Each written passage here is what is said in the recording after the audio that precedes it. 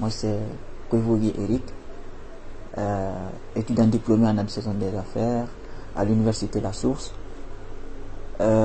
C'était pour vous raconter un peu mon histoire. Je suis à la recherche de mes parents. J'ai grandi sans les connaître et ça m'a poussé à chercher, parce que grandir dans une famille, grandir sans sa maman, grandir sans son papa, avec une famille adoptive, ce n'est pas facile.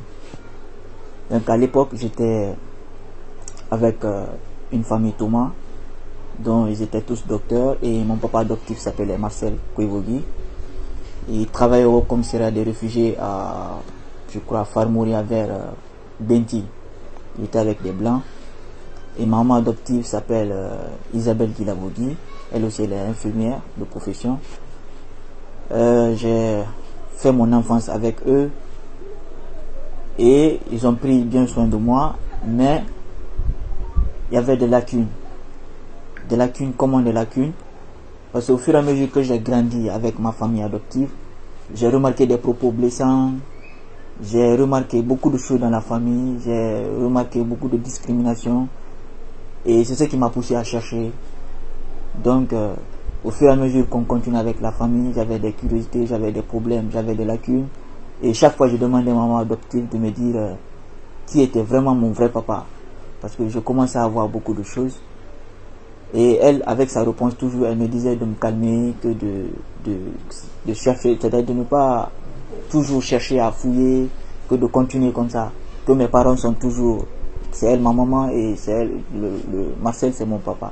Au moment où je plairais ma famille, chaque nuit quand je me couche, quand je suis en douleur, quand j'ai vraiment mal au cœur, quand vraiment j'ai besoin de mes parents, je vois quelqu'un dans mon rêve. Mais subitement quand ça a commencé, moi je me disais que c'était juste un rêve quoi. Et au fil du temps, j'ai refait encore le même rêve pour la seconde fois.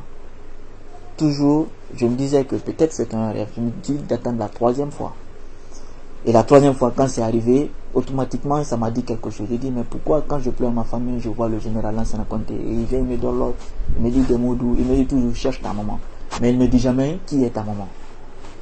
Et au fil du temps, toujours, j'ai refait les mêmes rêves. Maintenant, ça se répétait fréquemment. Un jour, j'avais un imam à côté. Je suis allé le voir, je lui ai expliqué le rêve. Et il m'a automatiquement dit, sans penser, il m'a dit que ton papa, c'est ton papa qui vient en rêve te voir. Et vraiment, il tient à toi, il veut que tu connaisses ta famille. Il dit, on te cache la vérité, mais il veut réellement que tu connaisses la vérité. J'ai dit, maintenant, il reste à trouver ma maman. J'ai dit, et chaque fois, moi, on m'a appelé le Peul dans la famille. Chaque fois, c'est comme ça, on m'appelle Foulet. Tu vois. Et mon papa me dit que c'est moi qui mange trop le pain à la maison. Donc, souvent, il se moque de moi me disant le Peul. J'ai dit bizarrement, est-ce que ça ne serait pas une réponse pour moi pour trouver ma maman? J'ai dit si bizarrement on me dit comme ça, je suis Peul.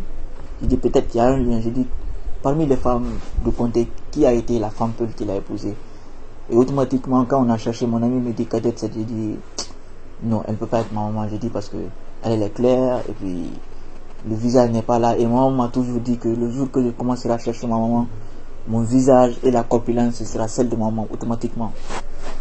Il ne faut pas que je cherche ailleurs. Dès que je trouve quelqu'un qui a le même visage que moi, la même corpulence, que ça c'est ma maman, qui n'a même pas de questions à se poser. Et on a continué à réfléchir. Et on s'est donné au revoir et bonne nuit. Et le lendemain, on s'est donné rendez-vous. Je me suis rencontré avec lui. On s'était assis encore, on a continué à chercher. Et bizarrement, il m'a parlé de Joanna Barry. Bizarrement, comme ça, dans la causerie, quoi. Je me suis assis, j'ai dit, mais est-ce que ça peut être celle-là? J'ai dit... Il me dit, bon, il y avait un moment quand même, il y avait des rumeurs. J'ai dit, mais il faut télécharger la photo pour voir. Automatiquement, on s'est connecté, on a cherché bizarrement sur Facebook, Joanna Barry. Quand la photo est sortie, elle a deux photos où là où elle est arrêtée avec un téléphone dans la main gauche. Elle tient le téléphone dans la main gauche, elle sourit. Dès que j'ai vu la photo, automatiquement j'ai dit que ouais, j'ai dit mon ami tu as trouvé, c'est vrai. J'ai vu la dentition, c'était pareil, j'ai vu le visage, c'était pareil, là il y avait une ressemblance totale, la corpulence. Et j'étais vraiment content d'abord, pour un premier début, j'étais vraiment content. Mais je me suis dit, est-ce que réellement c'est ça? J'ai dit, est-ce que ce n'est pas une coïncidence? Mais on s'est assis, on on s'est dit, ok, on va chercher toujours. Mais c'est quand même une bonne réponse. J'ai un tonton dans le quartier, de la famille de Conté aussi. Je suis allé le voir. Lui aussi, dès que je lui ai montré la photo, il me dit, petit, c'est ta maman. Il me dit, on était tous au courant de cette histoire, mais on n'a jamais connu le fond et on n'a jamais connu la fin. Donc, ça, c'est ta maman. Va chercher ta maman. Vous savez, dans la vie, l'amour maternel est unique. Donc, partout où elle est sur terre, partout où elle est, partout où elle se trouve, si réellement elle a conscience qu'elle a une fois perdu un enfant, ou qu'on a une fois volé un enfant, ou qu'elle a une fois eu un enfant qu'elle n'a jamais connu, que cet enfant se trouve devant lui aujourd'hui, il ne faut pas qu'elle se pose des questions. Et vraiment, j'ai hâte de la voir, j'ai hâte de lui voir, j'ai hâte de lui serrer dans mes bras. C'est mon message à elle, et vraiment, je lui fais un gros bisou. Et vraiment, je suis vraiment pressé de la